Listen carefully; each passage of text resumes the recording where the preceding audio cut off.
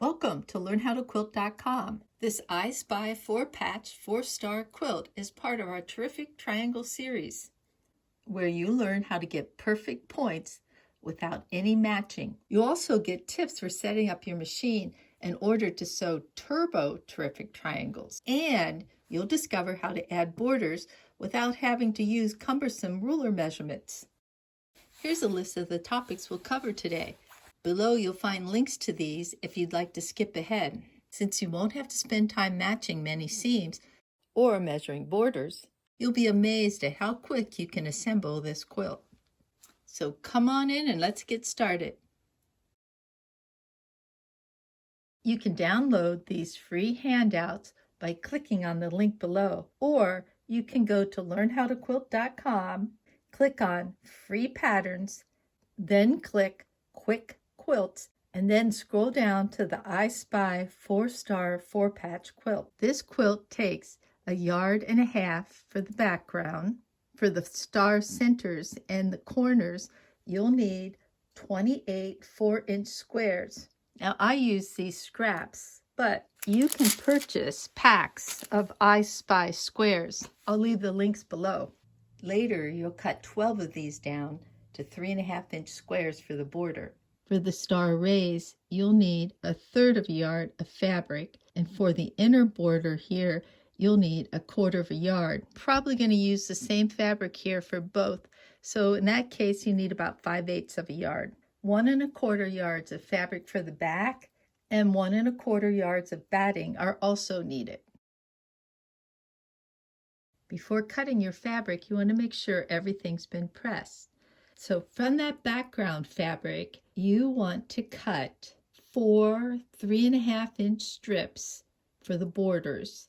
And for the binding, I've got here cut 2 1/8 inches. That's what I usually cut, but pretty tight. So you might want to up that to 2 1/4 inch, depending on how thick you want your binding. So you need to cut 4 of those strips, and then for these 7.5-inch squares, these 5.5 by 7.5-inch rectangles, and these 5.5-inch squares, you need to cut 3 7.5-inch strips.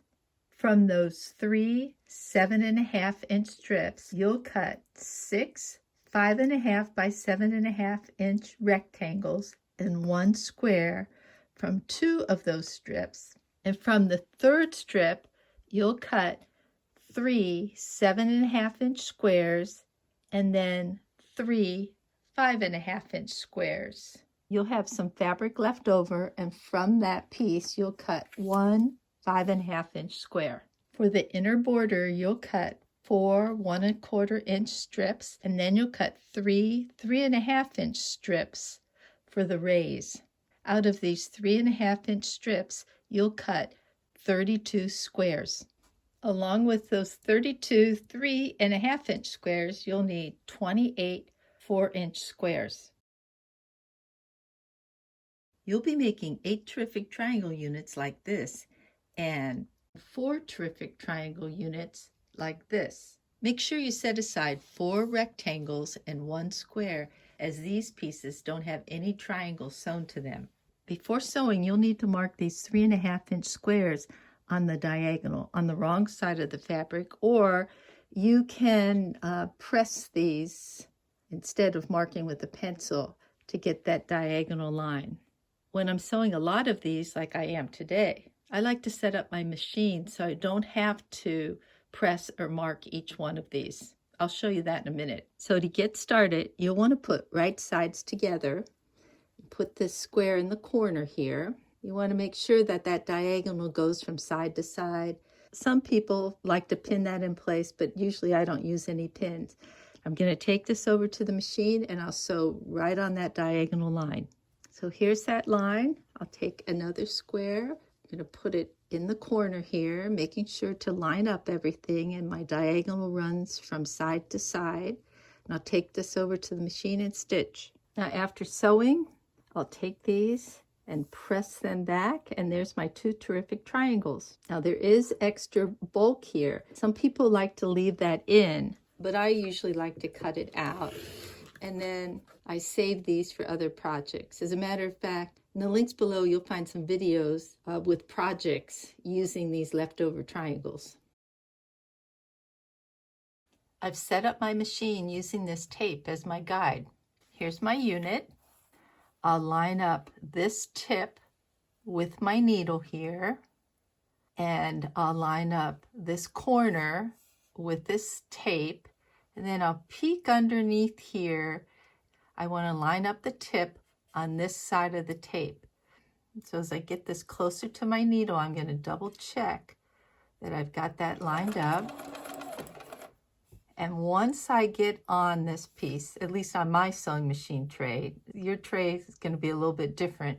I want to keep this point lined up here and this point lined up down here. As a matter of fact, this is where I want my eyes to be watching when I stitch. So I'm watching this area right here as I stitch. Now I've run out of tape, because if I tape further, sometimes that tape gets caught up in the feed dogs. So I'm just going to keep my eye peeled here and go straight towards that needle. So I'll take the next unit and I'll, whoops, see how this is way far over? I want it lined up inside this tape. So like this, come in, and now I'm ready to check down at the bottom here, and I'll stitch. Notice how this point stays here and this point stays over there, but this is what I'm going to watch right here.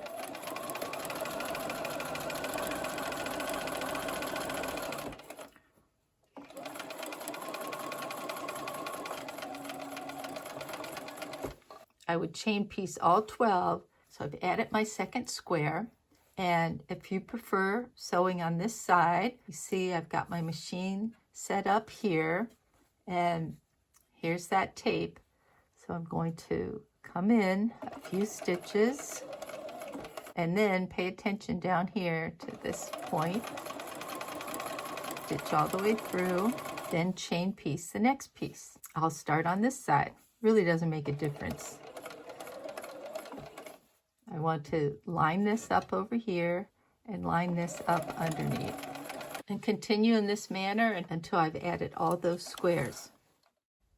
If you have a tray on your machine like this, you can use the lines as guides. If not, you can easily set up your machine to sew terrific triangles. You'll need some tape. I like that tinier tape, but any width will do. And you'll need some rulers. I use this ruler here to line up the horizontal lines on my sewing machine. I'll place the lines of my ruler over the top of those lines. After I've lined up this horizontally, I'll want to line up the vertical lines. The vertical lines I can see back here, and I can see somewhat through here. I know the camera is not going to be able to get that, but you want a vertical line to go straight through the center of that needle hole, and then I put my pressure foot down to hold this in place. First thing I want to do is tape the spot where this center line comes through. Put a little pencil mark on your machine, or you can mark it with a little piece of tape. Then you want to mark that line and then tape it. Next thing you want to do is mark these outside lines. So you want to do this based on the piece that you're sewing. If you're sewing a 4-inch square, these marks would go out wider. This mark would always stay the same, but these would be out further. So I'd line up the tip right here, and I'm going to push that right through, push down my feed dogs. Really not holding it in place, but I can see that this, if I scoot this up, I can see that this is lined up right here, and make a mark over here with a pencil, and I do the same on this side. I ruler out, I measure how far over my mark is, and then I add my tape, and I do the same on this side. Lay out your blocks. Arrange the novelty fabric inside each star and then take a photo for reference. I'd like to work on one center at a time. I'll put right sides together of each pair, making sure that the side that needs to be sewn is against my needle, and then I'll stack those pairs. I take the first group, make sure that I've got all the edges lined up, and then I'll sew a 1/4 inch seam. Take my next pair, make sure that all my sides are lined up, and then I'll sew a 1/4 inch seam. Now I take these over to the ironing board and press. For these 4 patches, you want to press the seams in opposing directions. So this seam is going that way and this seam is going this way. Put right sides together. You want to match the centers so these seams will nestle up against each other if you've pressed in opposite directions. And then I like to line up my side here, and you can pin that. And then I like to line up this section here. I'll put a pin in that, and then stitch a 1/4 inch seam. After stitching, I want to press this and then return to your design wall. When you've sewn the rest of the centers together, you're ready to sew in rows. Today I'll start stitching in vertical rows, but you could also sew this horizontally, which is usually what I prefer to do, but it really doesn't make a difference. So here's the first row. For the first 2 sections, I'll put right sides together, and then I'll take the next 2 sections and put right sides together. I picked up the sides to be sewn in my right hand. I brought it over to my sewing machine, placing that side next to my needle. I'll take the first 2 sections, line up the edges, and then stitch. Next 2 sections, I'll line up the edges and then stitch. And you can see I've got a perfect triangle point without any matching. I'll return these to the board, put right sides together and stitch the seam. Then I'll sew the last 2 sections together. Press these seams following the arrows on this handout. Let me turn this over. This seam needs to be pressed in this direction, and this seam needs to be pressed in this direction. If you can remember to press all your seams away from these triangles, it might make pressing a little bit easier to follow. I'm ready for my second row. I'll put right sides together, making sure to hold on to the side that needs to be sewn. My right hand, place that right next to my needle. I'll take the first set, line up the sides. Now you might be saying, well, what about this section here?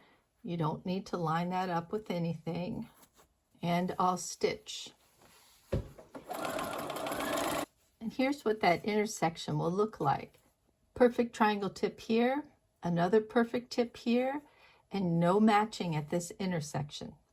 Continue stitching and then pressing the vertical rows. I find this goes quickly as there's no matching required. Unfortunately, you'll have to match seams when you sew all these rows together. Take 2 of the adjacent rows and put right sides together. Match the intersections, pin, and stitch. Look at all these perfect points. Continue sewing the rows together in this manner, and then make sure you press before adding the borders. To add the inner border, take 2 of the strips and measure through the center. Trim the excess and then pin to the sides. Ease if necessary. Press, and then take the next 2 strips. Measure through the center, trim, sew, and press. Now the next border is a little more complicated. Since I wasn't sure which squares would end up in the corners, I didn't cut the 4-inch squares down to 3.5 inches till now. If you don't want to add these squares, you can eliminate them and just add a plain border, or you could cut 4-inch strips instead of 3.5-inch strips for the outside border. I'll start with the square 2 down on the left-hand side. Took one of the 3.5-inch strips and I sewed it to this square. Then I took my strip and measured through the center, and then I cut off the excess. Then I picked up the next square on the left side, and it'll end up getting sewn right here. But I can't just cut this off because I won't have any seam allowance. I need 1/4 of an inch here and 1/4 of an inch here. When you add that together, that's 1/2 of an inch. Can't add any more to this piece, but I can add to this piece. So I'm going to turn this over so you can see a little bit better on the back. So we know that this is 3.5 inches here. I have to add that 1/2 of an inch. Can mark that 1/2 of an inch here. Or I can just take my rotary cutter and trim that excess. Take this over to the sewing machine and stitch. Place the strip back in the center to double check. Then I took the second square down on the left and stitched it to another strip. To add the next square, I find it easiest to line up these two pieces, and then when you get to the end of the one, I'd like to tuck this under like so, and then trim. I'll add this square to this end. Now add these two borders by putting right sides together, pinning and easing if necessary. Press the seams to the outside edges. Next, you want to sew the squares together in each corner. Press the seams towards the inside. I started in the top left and I sewed the squares to a strip. I measured through the center and then marked the outside edge. I trimmed the excess.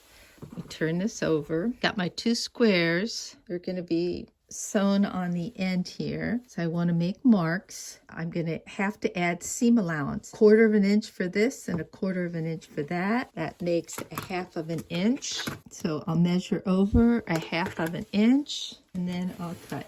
Take this to the sewing machine and stitch. Double check to see if it fits and then repeat this process for the last side. After adding this two squares to the strip, measure through the center and mark. Trim the excess, turn this over, mark where the two squares will end up, add 1/2 of an inch seam allowance, trim, and then stitch. Place the strip back in the center to double check. Take each border, put right sides together, pin, match the seam in each of the 4 corners. Ease if necessary, stitch, and then press. And here's my 4-patch star quilt. As promised, no matching triangle tips and no use of a ruler to measure the border strips.